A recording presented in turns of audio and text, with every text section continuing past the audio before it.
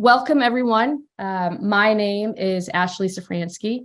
I lead marketing here at UConnect, and I am super delighted to be joined by my friend, Nguyen of Illinois Institute of Technology. And, he and I are going to have a great discussion about how IIT really positioned career services, career resources, information, et cetera, and really made it the focal point of their enrollment strategy. And as a result, saw record enrollment because of it. So, T, do you want to go ahead and introduce yourself? Yeah. Thank you, Ashley. I'm really happy to be here. Again, my name is Nguyen, Associate Vice Provost for Student Engagement and Career Services at IIT. Been at the university for just over 3 years now, and it's certainly been a blur. And we'll dive in a little bit more into the areas that I oversee as well. But in summary, they include not only career services, but many of the student life functions at the university, including residence life, campus life, now pre-college, and some of the wraparound support services through one of our scholarship programs. And really what we're trying to do is connect the dots on all those things as it relates to career services, career development, enrollment, and retention. So looking forward to the conversation, and great to see some friends as I look at the participants as well that are joining in. So. No, I love it. I am super pumped for this conversation because, as you know, as you and I have been chatting, having worked, I worked 10 years or so in new student recruitment at a large public institution within an enrollment management function. And even though it's been, like 5 years or so since I was last on campus, even at that time, questions about value, ROI, outcomes, job placement, career ready, whatever, you name it, far and away, the number one thing that, I personally and, our staff was asked about and we tried to talk about, that was 5 years ago. I think fast forward now, and I think we would all agree that it's heightened, right? The prospective students and parents, they care about it even more so now, which was hard to believe, even, as I think about back then. It's, the prevalent thing for, will I pursue post-secondary at all? And then if I do decide to, where? So I think this conversation is super timely. And I'm just, delighted to have you here. So you kind of mentioned, T, a little bit about, what you oversee and kind of the different functions in your role, but I always love to kick things off with just a little bit of, background and context setting. So maybe you can talk a little bit about, your career services team, where you're situated organizationally, IIT in general, and just anything that you think would be helpful to share. Yeah. Thanks, Ashley. Happy to kind of give a little bit more context and details behind that. So the career services team here is, right around actually eight people, but I like to think really the career services team is actually 20 plus people, because when I look at all the areas that roll up to me, so to speak, we're all focused on one thing in many ways, and that's the student experience. And really, I think at IIT or Illinois Tech, that's how we're really trying to define career services and career development. It's about the experience. We believe that the myriad of experiences students can gain through, what we often think about internships and co-op is important, but also in other ways, research, being involved in student organizations, leadership, volunteer, the list goes on and on. So that's how we like to think about it. In terms of where we're housed within the enrollment management function. That is relatively new. I believe that change was made right before I joined as well. So in many ways, I think it was a very strategic move to think about it. I don't think we knew, or I knew exactly how it would be positioned or what it would look like before I joined. And once I joined, in those first few weeks, it quickly took shape as well in terms of the focus on how to position career services and how it, in this case, ties into the enrollment management and recruitment functions. We'll get into this a little bit too. I think, at the surface, it's easy for someone to hear like, oh, well, you're under the enrollment management umbrella. So, of course there's, alignment, but I think as you and I have talked, and I think anyone who's worked on campus knows it's it's not just a given that, there's automatic collaboration and partnership based on where you're situated. So we can dig into that a little bit. Can you share just even a little bit about, your journey and your background? I know you spent a number of years at Northwestern, but I would love just to hear, you oversee so much now, but just, the progression to how you got to where you are now. Yeah, happy to do so. I think in many ways it's somewhat traditional and in some ways non-traditional. So yeah, I started at Northwestern, at least in my higher ed career, spent 11, 12 years there, actually building my career, and worked both within a student affairs organizational setting. So, because we're talking a lot about organizational setting today, I think that's important. And that was within the Central Career Services space. At that point in time, it was known as University Career Services, and then moved over to the academic side, where I was with the McCormick School of Engineering at Northwestern, and being a part of the co-op and internship programs there. So really being on the academic side in addition to the student affairs side. And then roughly 10 years ago, it goes so fast, made the move to my first director level position at University of Illinois at Chicago, UIC, and had a wonderful experience there in terms of really, helping, working with the team and integrating career services there within a large public university setting. And that really led me to Illinois Tech IIT just over 3 years ago. So a little bit of private university, well, actually a lot of private university experience, and quite a bit of public university experience as well. The only thing I will say is, it's all been in Chicago, and I love it. But I keep getting a little bit further from home in terms of my commute. So that's probably the hardest thing these days. So. Yeah. No, that's great. I appreciate you sharing that. A pretty remarkable career so far. So, let's work backwards, right? So we're talking about record enrollment, which is just, what a fantastic outcome. And, kudos to you and the whole team at IIT. I think amid everything that's going on and all of the headlines that we all read, to be one of the few institutions that can say, hey, we increased enrollment this past year, I think is pretty remarkable. So hats off to you all. I think it'd be great just to start with some stage setting, right? What was the problem? I think we know the problem, right? But how did you all think about the problem that you were trying to solve? How was that problem identified? What was the timing like? So if you think back, what was it, a little over a year ago, T? Okay. So maybe Exactly. That's a good place to kind of get going. Yeah. So this started really, definitely about a year ago. And like all of us probably on this call, we're coming off of what we still are, COVID. And all of our enrollments were impacted by that. And, not only deferrals, but lessening of the application pool and so forth, and students really, I think, taking a hard look at higher ed in a really difficult time. And I think as a team, and when I say as a team, the enrollment team plus some, we realized that we needed a new strategy, that what we were doing wasn't going to work in this environment. And what's interesting is we had this framework that was sitting around, and we were starting to build on it, called Elevate. And it's been in existence for, probably at least 5 years. And I certainly didn't come up with it. One of my, dear colleagues did. And we decided to jump on it and really reframe what Elevate meant for the university.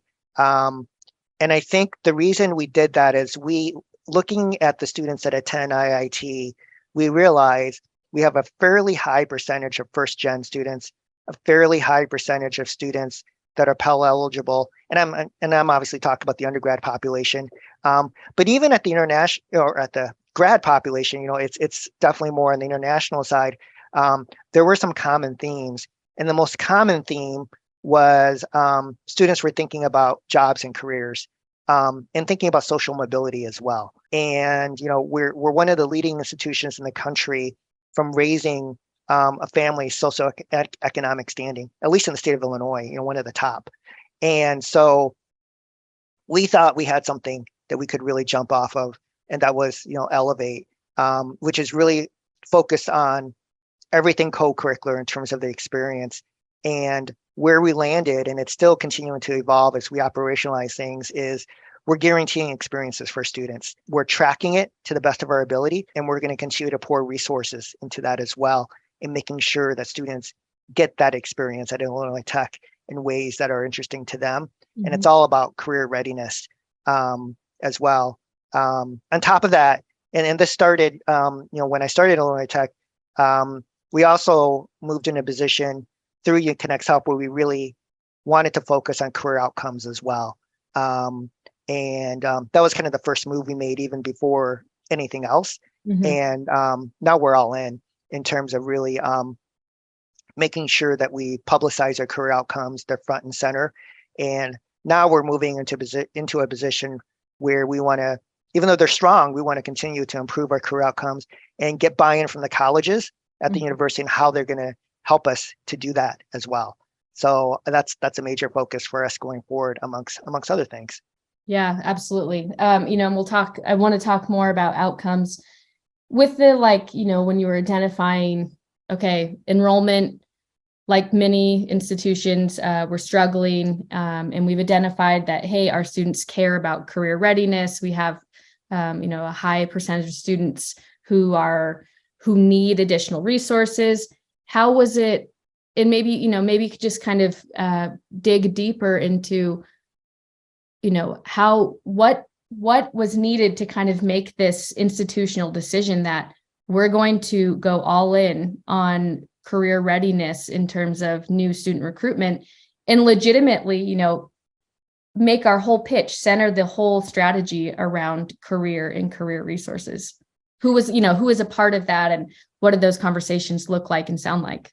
Yeah, it was definitely a team effort. It was definitely the associate vice provost or president for our undergraduate enrollment at the time. It was certainly me. It was our AVP for strategic initiatives, or VP for enrollment, the top leadership as well, mm-hmm. The president and provost. In some ways it was a big bet, but I think it was a safe bet. We had some inherent strengths, certainly, being in fields that are high demand, but I don't think we were doing a good job of talking about it.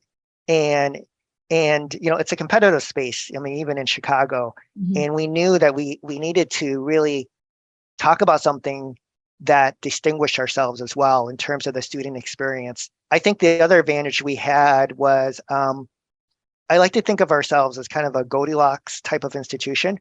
We're not too big and not too small.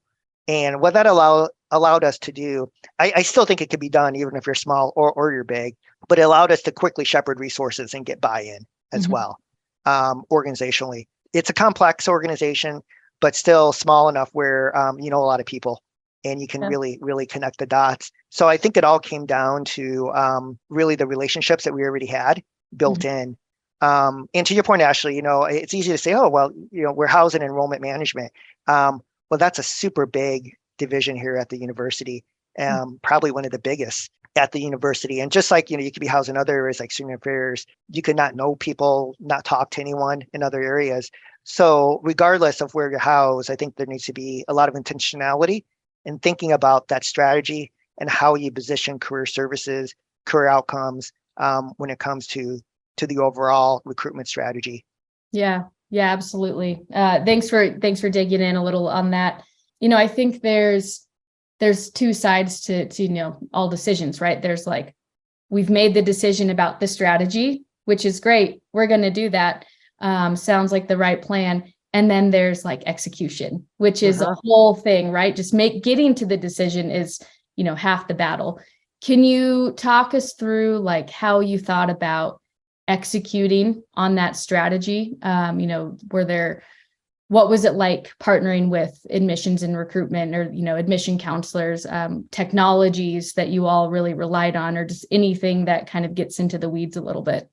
Yeah. I will say it was a whirlwind, especially at the beginning, because as you might recall, Ashley, we did it relatively quickly. I don't know if it was in record time, but when we made the decision to go all in with UConnect and to focus on Elevate, we were fighting a deadline. And the deadline was, the admission application process, which was last January. So we didn't really start the build until November, I believe, because I think we really agreed to things in October, and it was a fast build.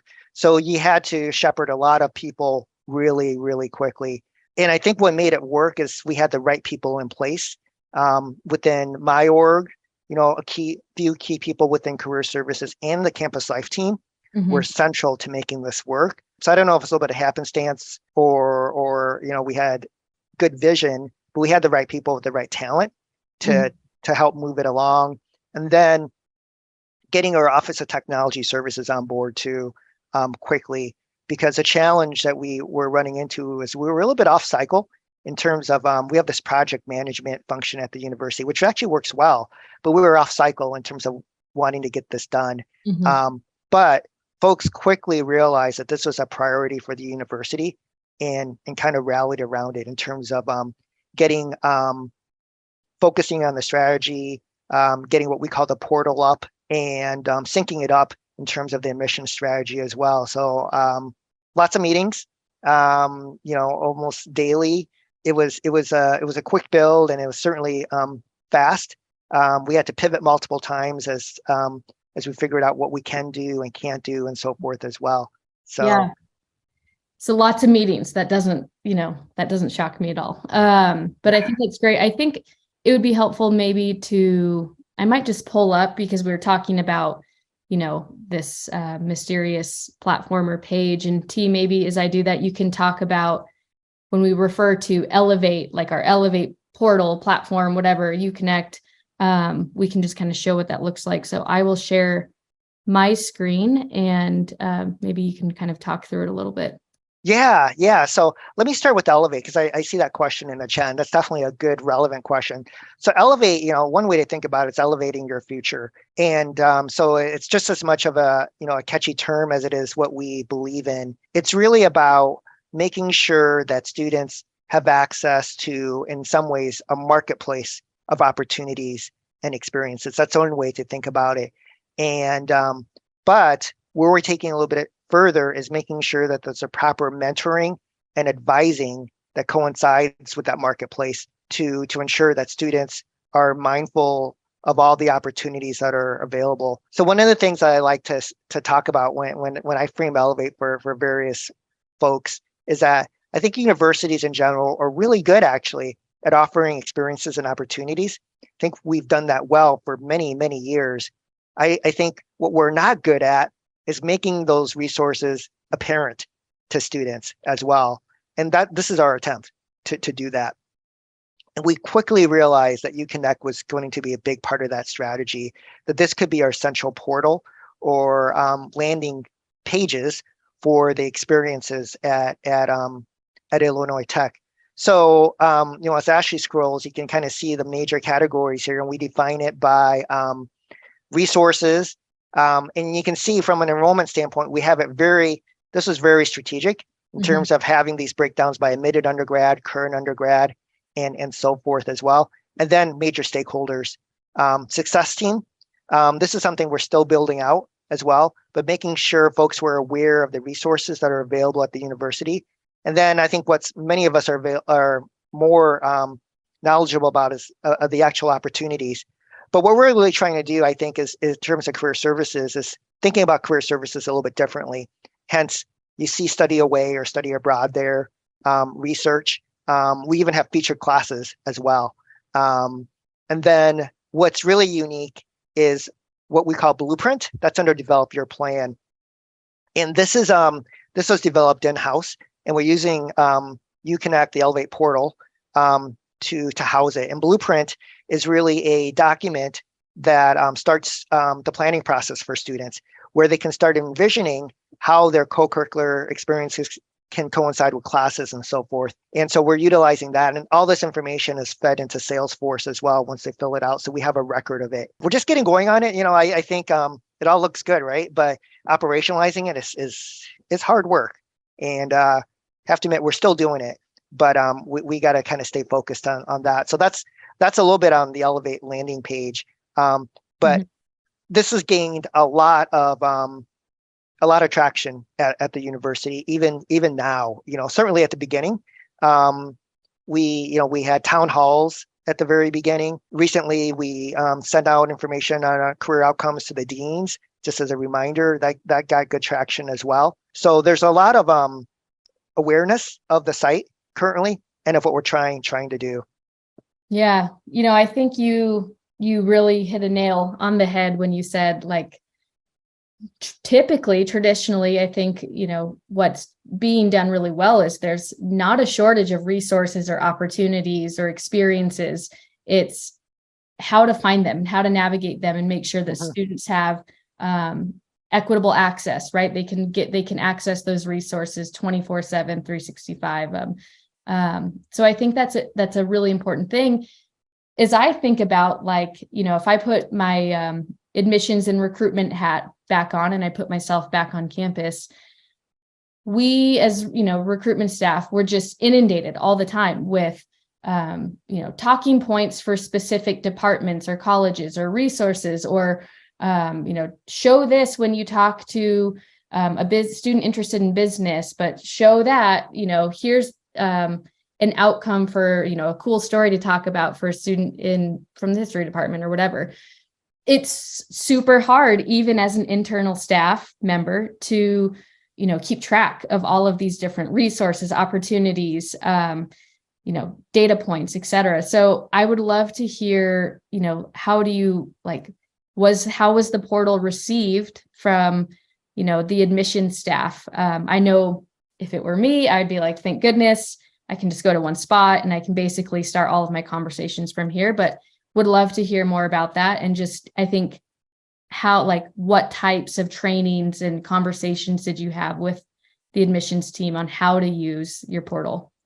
Yeah, there are numerous conversations, and I would call it more strategic sessions. I think one of the things we realized pretty early on is we needed the admissions team their buy-in to make this work as well. So certainly at the leadership level, there was involvement there, at least in terms of the ideation and so forth that happened. But then it came down to the execution and getting this off the ground. And one of the things we did, now I remember fairly well, is as we were building the site, we were updating the admissions team on what we were doing. We were also talking to them about their ideas. And to a certain extent, before we went live, they were some of our first beta testers as well. So they were a core group. Certainly, I think some of our students who worked for us in various areas, they were also beta testers as well. But we were very intentional about making sure that that they were there, and they offered some really valuable input in terms of how they saw it as well. And then I can't remember exactly the timeline now, but right when we went live or shortly after we went live, probably a little before, we sat down with the entire admissions team as well and walked them through the vision for the site, how to utilize it, and some things to pay attention to as well. So there's some training that went into it. Yeah, absolutely. So it definitely sounds like it was built in partnership, right? Kind of from the jump, and they were, a part of the process, versus, hey, here's this thing that you need to talk about. I think that always helps kind of getting people kind of along with the cause. There are some good questions about, like promoting. How is enrollment promoting the site? And I know I was going to ask you about, like, how is the portal, or how are you promoting career resources at different stages, right, of the admissions funnel? So you're trying to just generate inquiries and applications to securing deposits, and just like anything else, I think there's different strategies and tactics used. So I'd love to hear more about how they're promoting it, and then any specifics related to different points of the funnel. Yeah. So I'll start with prospective students and how we promote it and how we are promoting, and then I'll pivot to current students as well, if that's okay. So we were I'd like to think we were pretty strategic when we launched in thinking about it as prospective students. We actually went live for prospective students before we went live for current students. So that was a part of our overall strategy and timeline. And we wanted to make sure that the content was synced up to really connect with those prospective students. And in terms of the admissions information going out to those students, we're very strategic as well in terms of the timing of when we made students aware of the Elevate site or even the Elevate initiative. So it was very strategic and very much based on timing as well. And that continued through much of the spring semester. We actually, because of timing and because of where we were in the semester, we really didn't make a big push to current students until later in the spring. That's partially probably because of bandwidth and staffing, but also, strategic in that we wanted to focus on prospective students first before we felt ready for current students. The way that we envisioned it, and these things constantly evolve, is we see the Elevate portal or Reconnect as kind of a cycle in terms of where it's going to focus as well. There's always going to be a focus on current students, but where we really are thinking about content delivery and where we're going to make a push is going to change throughout the year. So fast forward to now, November, which is hard to believe, and because it's still pretty nice in Chicago, and we're definitely focused on current students right now and making sure we keep Elevate front and center for our current students. So one of the things that we just recently did is we're having Elevate Month, and we're tying it into National Career Development Month, which happens to be in November. So we did a big kickoff actually in October, tied it in with Family Weekend, got a bunch of t-shirts. Always got to have the t-shirts. Yeah. With the Elevate logo, one, that has a little bit more of an austere look to it, nice design. The other, a little bit more cartoonish, serve all audiences. And held a big kickoff in one of our kind of rec facilities that we call the Bog, invited families and students there, had a chance to talk about Elevate there, and then kind of continue that theme throughout the weekend. And now through this month as well, we're hosting a number of career services events, large and small, and we're framing it all around Elevate.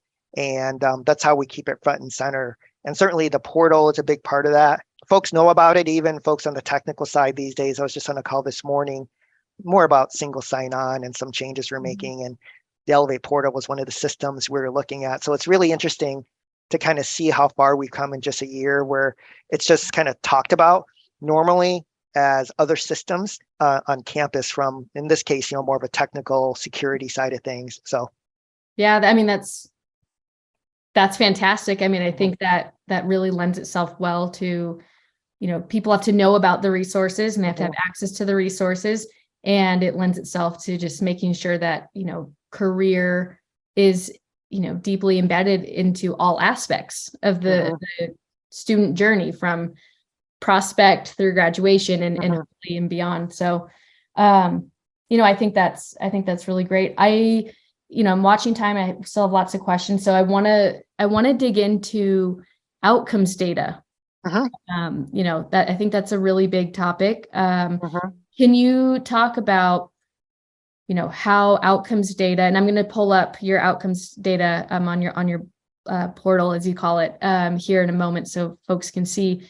Can you talk about outcomes data and how specifically, you all are using it as part of the recruitment process, and how you think it's really benefiting and helping students to visualize, go from just hearing stories like, oh yeah, you could do this or that, to, oh no, actually our students are doing this and that, take a look. Yeah, we're using it, I think, in a very intentional way in terms of telling the story for prospective students and even current students and other stakeholders at the university. So, one of the challenges I think in the career services space is talking about career outcomes, and we wanted to make it easier for an external audience to really see the career outcomes and be a little bit more transparent about it. So the Uconnect outcomes pages allow individuals to filter by year, school, program, internship status. In this case, if they completed an internship or not. And this is all collected through our first destination survey data. So we follow the NACE guidelines. So it's connecting data through survey, and then secondary, we're scraping LinkedIn and so forth as well. And then we're using National Clearinghouse data, OPT, and CPT data to fill in the gaps. So what this allows us to do is, as you can see, let folks know where our graduates are landing, mean and median salary, top hiring companies, and so forth. And, if we circle back to the enrollment side, for our admissions counselors, I think it's a pretty easy story to tell in terms of this is where you need to go for more information as well. So that's how we started using it. And in many ways, we're just getting going on it. We recently sent this information to the deans again, as I mentioned earlier, as a reminder. And you got to kind of keep these things front and center. And I think the plan is once we have 2022 data ready to go, we'll host a town hall or a meeting for the university, at least the deans in leadership, to talk about outcomes as well. And that's just a part of how we're utilizing it. So we're kind of hanging our hat on that in many ways. We've got some pretty specific goals as well as far as where we want to go in terms of our career outcomes rate. So we realize a lot of factors that go into it. But that's our focus. Yeah, absolutely. And I think, having access to outcomes data as an admissions recruitment person absolutely can help tell the story. I think, when I realized that this data exists in the way in which it's shown, I'm like, where was this when I was on campus? Because it's just so not uncommon to be asked by, a parent of a student, how much money is my student going to be making 2 years after they graduate? And at the time, you're like, what a crazy question. How would you expect me to be able to answer that? And to now see like, hey, there's resources, let's pull it up and you're thinking about this major, let's look over here, is incredibly powerful, I think, across the board, but, especially as I think about having those conversations with prospects. Yeah. And the way I think about it, in terms of career services, and I think as many of us who have been in the field for a while, I think, we're operating in the fact that career services, I think needs to kind of think about things differently, right? And it's more about career knowledge just as much as it is career services. And that we're, not only do we want to offer the best services for our students in terms of advising, resources, and so forth, we also are a knowledge center as well. And I think that's the number one way in my mind that you can position a career services center at a university, is being a source of knowledge. And if you have something that other folks don't have, and you realize it's an important part of the overall strategy, it's something you can really connect with and leverage in terms of the overall strategy. And I think that's something that we're doing here at Illinois Tech. And, we're continuing to refine it, but it allows us to tell a story as well, which is really important in the kind of work that we do. Yeah. And I think to your point about, being a knowledge center too, it's, I think, recognizing that, there's strength in numbers, and the more that we can enable and support other stakeholders all across campus to have meaningful career conversations, the better, right? The students are better off for it. I think all career services teams would probably agree. It's not possible for us to, meet one-on-one and serve every student in the way that we want to. Thousands of students, the ratio just, the numbers don't work. And so I think it's being really comfortable with saying we're okay with being the facilitators of career services and career knowledge. Exactly. Yeah, it's about scale in many ways, and that's what we're trying to do. Through UConnect and other resources and avenues. It's about thinking about how you connect with students through technology, through ways that reach, just make information more accessible. And that's engagement to me. It may not be how many of us who kind of grew up in the field traditionally have measured engagement, but that's engagement. When you look at, okay, how many students are looking at the portal, how many are diving into a particular area, that's engagement. Yep, absolutely. So before we turn over, I'll open it up for open Q&A here shortly. What, tactical guidance or advice would you give to other career services leaders who see the benefit, like they're drinking, they understand, and there's a lot of agreement? How do you start planting those seeds on campus to say like, hey, we can help, we can really help? And how do you start kind of initiating those early partnerships and collaborations with a department like enrollment management? That's a really good question. I think a part of it has to do with timing as well. I think timing is everything.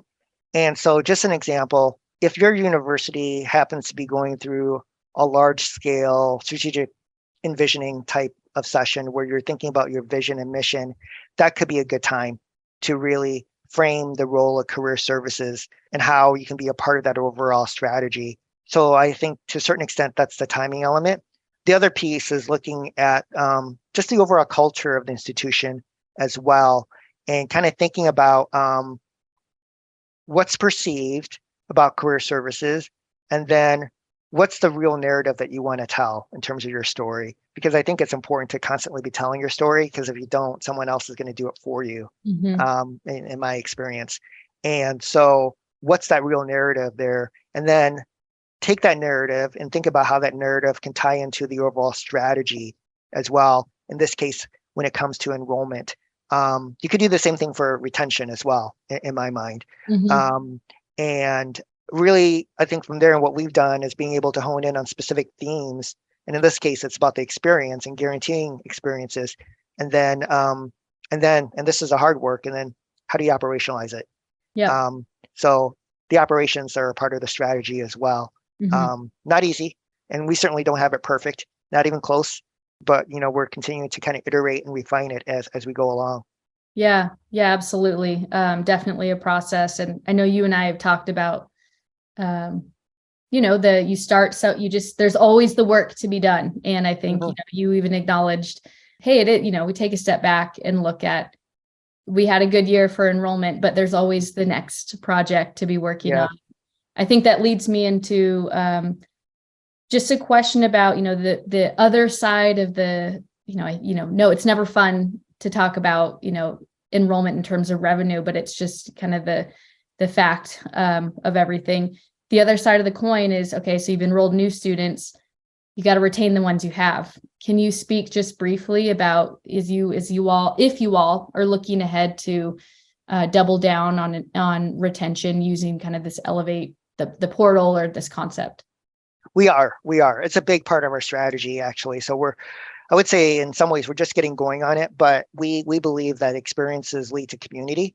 And when you look at kind of the whole George Q and high impact practices, connections to community, which can happen through experiences, is a big part of the retention process. So that's one way in which we're using Elevate to really focus and double down on retention. So I think what it comes down to, I think, is students need a sense of belonging, and experiences are one way to do it. It could be through student employment, working on campus. It could be through research, student orgs and leadership, and that's all about experience. And as we know, by the time the students get to interview for an internship or a job, they're going to be asked to articulate those experiences as well. And the stronger the experiences they have, and the more that they are able to articulate those experiences, they're going to be better off. And I think that's really the goal. So I didn't say this, but someone said this to me recently, is I think to a certain extent you have to think about things in terms of revenue as well. And the two primary drivers of revenue at a university is enrollment and then retention as well. And I think if we think about those things, and it's not an either or, you can really align some of your strategy in terms of how you serve students programmatically and so forth to hone in on those areas. Yeah, absolutely. I do see some questions in the chat and in the Q&A box that I'll get to. I think one of my last questions for UT, and I feel like, I keep saying one of my last questions, but I would love, what a cool journey that you all have been on in this last year, and obviously lots of work to be done, but would love to hear about, how is this partnership or this initiative that you all kind of embarked on in the last year, how has it changed the role of career services at IIT? And for you too, specifically when you started on campus 3 years ago, how has your role changed, and what types of conversations or meetings are you a part of now? Yeah, I think it's changed drastically. My role and the team's role as well. And I got to acknowledge the team as well. This has been a huge team effort. So it certainly wasn't just me. It was lot of thought leadership went into this and a lot of hard work. I think it puts us at, at the center of the conversation at the table for all things related to strategy and so forth. I'm surprised sometimes that I'm on the same email string as the top leadership at the university about some key things, provost and president and so forth. I don't know if that's a good or bad thing, but that happens often. And then in terms of strategy as well, we're right in the middle of it in terms of how we think about where we're going to go going forward in terms of an organization and how we continue to reposition ourselves. It means that we're in the middle of a lot of things. So certainly has changed a lot for me in terms of how my role is viewed and going forward. And I think it also has changed how career services is viewed as well. I think we're at the point now where it's more so maybe at a tipping point where folks will say, oh, we see what career services can really do and provide. I get it now. And I think that's where we are at this stage.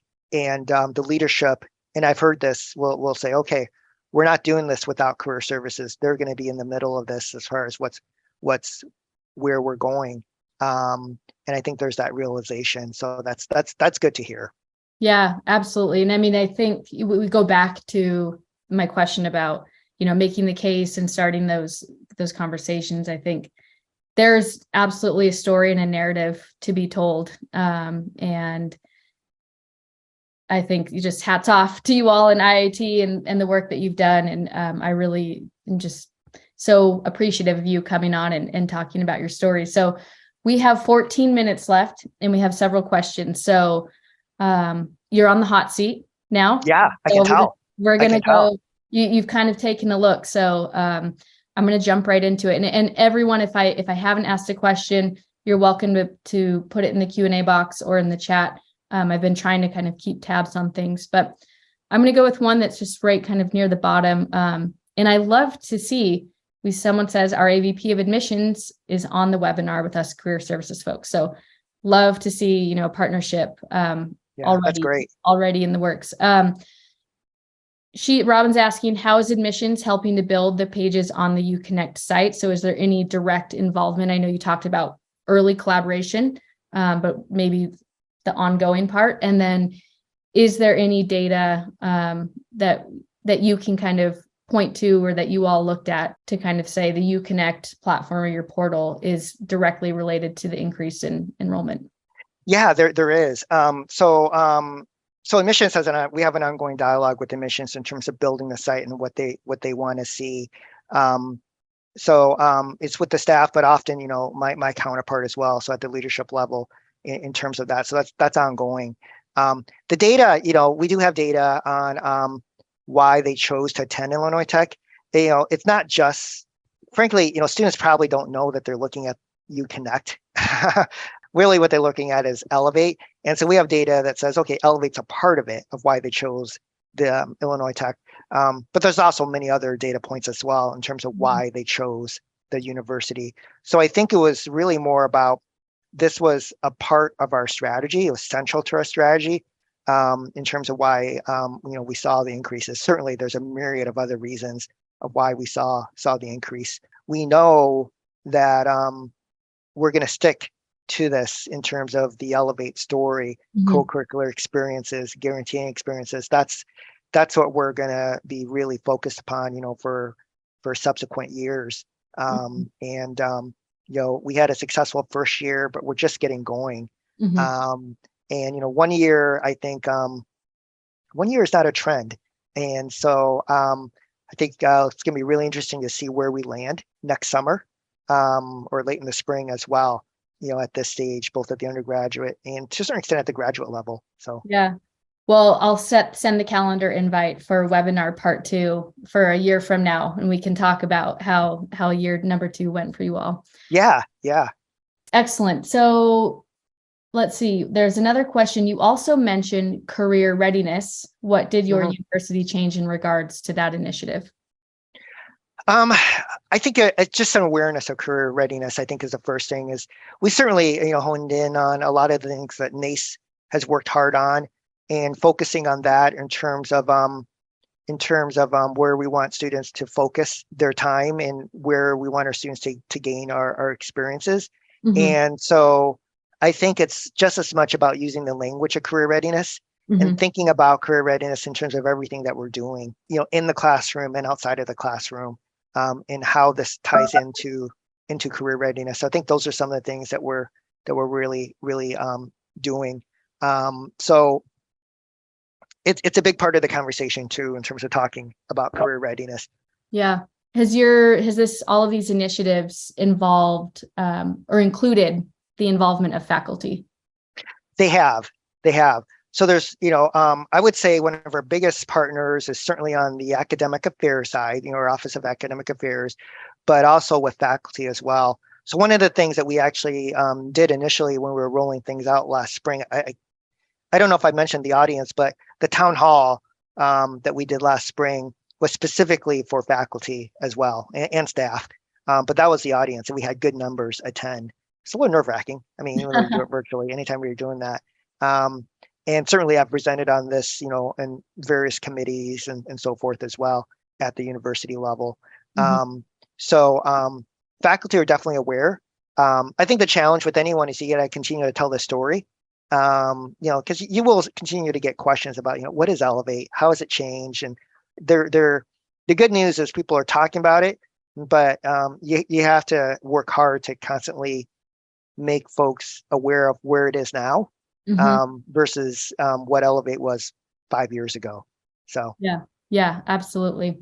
Can you share any insight into your funding model for UConnect? Are you relying on grants, operational dollars, both? Is there funding, cost sharing among different departments? Anything that you can chime in on that? Yeah, right now it's operational in terms of how we utilize it. We're in the position here where certainly in terms of career services, we're in the position where we can generate revenue as well. And so I think down the road, we'll be looking at models where it's a combination of operational and revenue that helps pay for the expense or subsidize things. Mm-hmm. We're kind of because of the space we're in at the university. I realize that there's different flavors of career services offices at a lot of universities. So we're really kind of the central office. There's a law school, and our business career center is a strong partner with us, but we're kind of in the position to really drive things forward. Mm-hmm. So that's a part of how we're organized as well. So that's why a big part of it's coming out of the enrollment, operational side of things at this particular stage. So yeah, no, that definitely makes sense.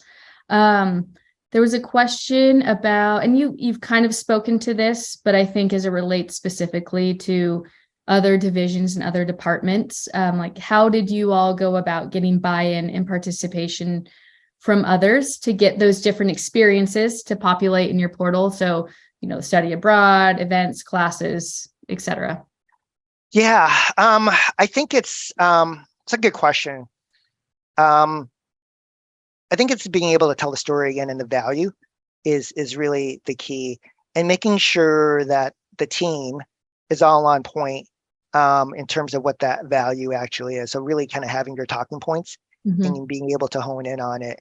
I think is important. So even though the orgs that the offices that roll up to me, there's a number of them. Even I have to work hard to make sure that I'm constantly talking about the value as well of Elevate, of UConnect, and what we're trying to do. And I think you focus in on that. You connect it to the experience again.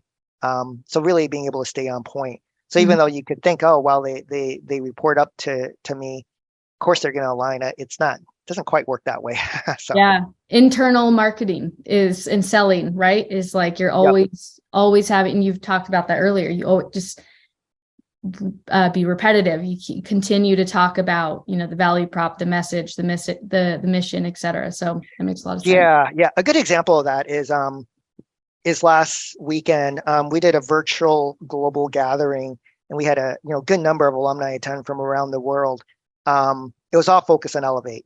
well, not all of it, but a good portion of it. So two of our key staff members presented on Elevate from the career services and campus life side to, almost 100 alumni from around the world.